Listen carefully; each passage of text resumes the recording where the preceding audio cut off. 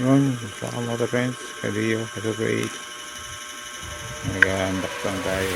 Unbox ng Lazada Toys. Para siyang Shein. O yung pag nag-order ka Shein sama-sama. O yung sa Temu. Yan, sama-sama. Ang order mo. Pero dito sa Lazada naman is pumimili ka muna ng mga bibilin mo, then sa kanila pagsasama-samahin pag nag-check out ka na. Medyo matagal nga lang kasi nga iba-iba pa yung pinanggagalingan niya. So yung Lazada Choice, yan, unbox muna tayo. Order ko sa via last pay later. Yan, kilikan ko kayo pag nabuksan ko na. One hand lang tayo.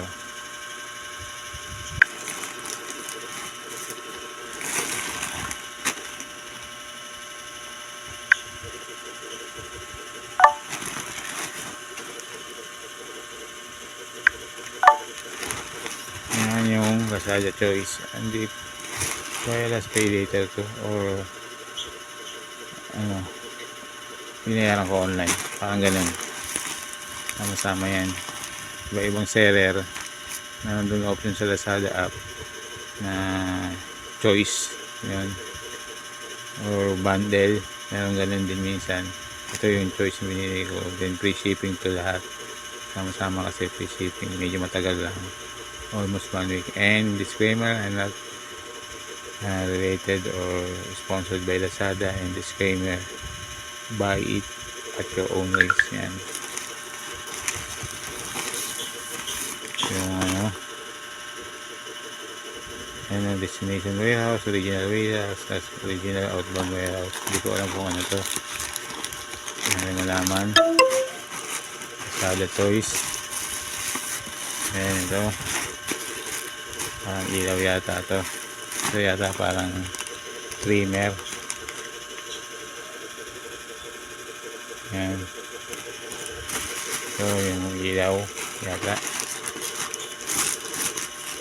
Kung naman trimmer to, bahala na, mamaya tingnan natin. Yan, and then sana kompleto yung in-order ko. Yata extension cord yun, sana kompleto. Check ko na lang mamaya, and update ko lang sa inyo vlog kung kompleto yung Lazada Choice ko na item.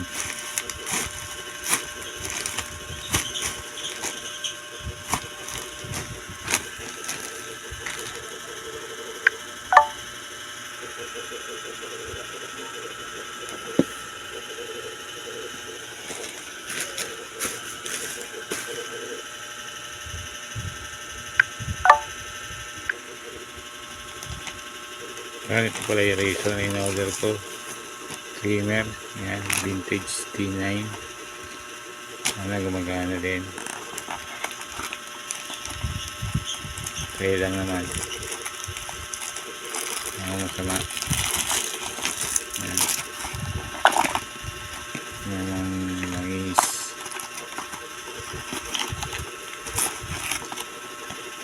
Ano ba ito?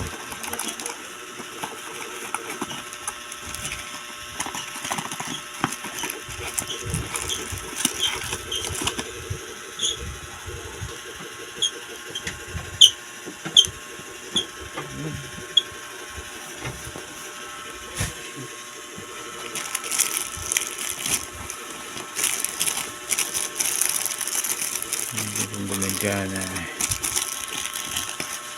Ayan, gumagana ito. Para pagadahin ito.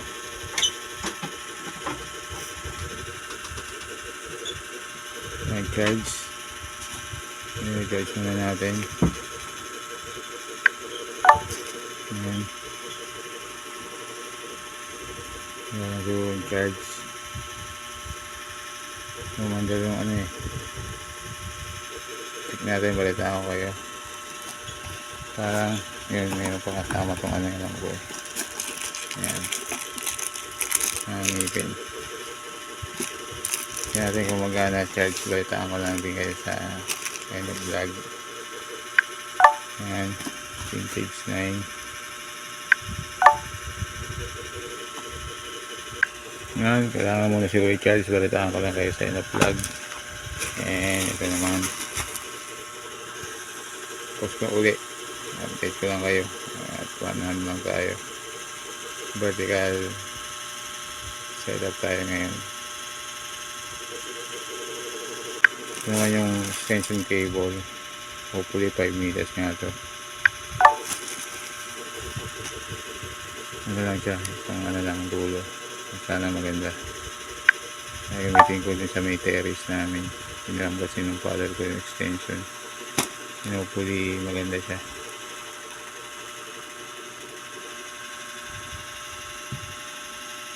Ayan, heavy duty. Ang gagamitin ko lang naman ito pang ilaw-ilaw.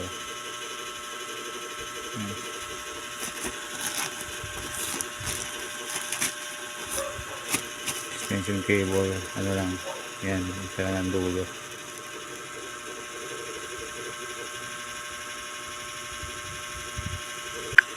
So, ayun, gagamitin ko sa aking motor, kay G-Range Stream C. Ilaw sa U-Box, saka sa top box ko. Kaya dalawa in order ko. Yan. Hopefully gumagana din at magtagal. And hopefully is on or made in ano, alam nyo na yan, halos lahat.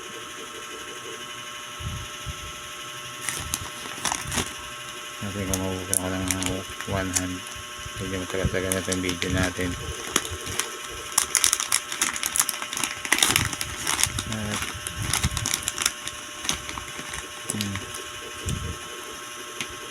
isang metal adhesive na gumagana. Wala lang kung pindutan dito. Pindutan. Pindutan. Wala lang pindutan.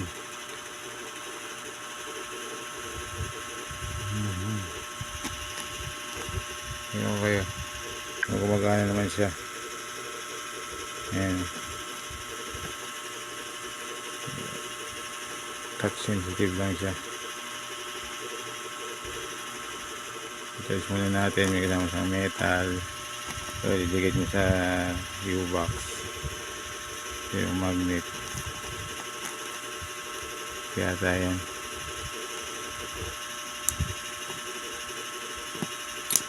Ayan. Hindi ko alam kung ito dito. Ito dito siguro. Sa U-Box saka sa ito dito. Sa ilaw. Ito sa U-Box siguro ito lalagay o sa top box. Ayan. Ito naman yung bumbilya na ano, parang electric Edison style. So hanggang dito lang mga kamoto friends sa Dio sa Super 8. At maraming salamat sa panonood. Balitaan ko na kayo sa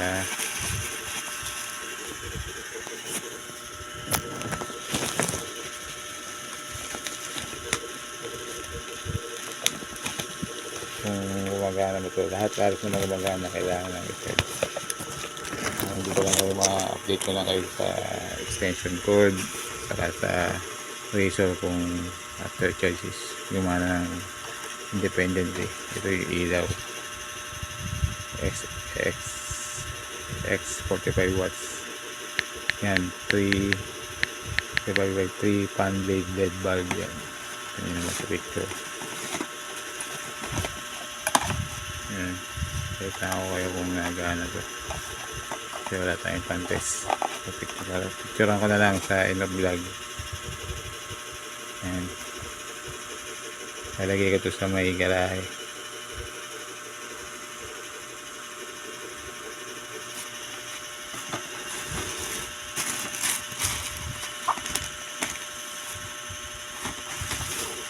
Salamat sa panonood, mga kamoto friends. Kaliyo, sa Super 8.